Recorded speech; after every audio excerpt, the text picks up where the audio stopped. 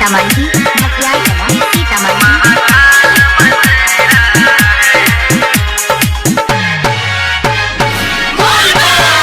देखो कैलाश है पर्वत पे महाकाल बसेरा है। देखो कैलाश है पर्वत पे महाकाल बसेरा है।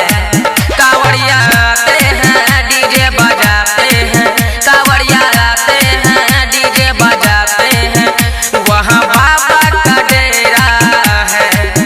देखो कैलाश है पर्वत पे महाकाल बसेरा है।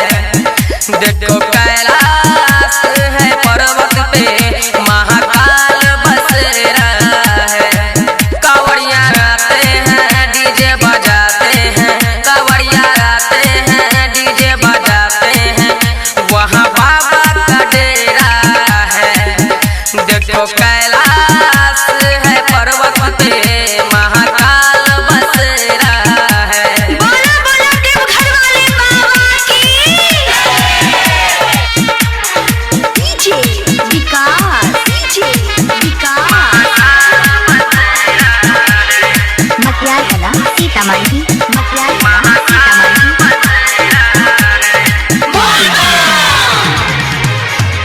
बैठ पे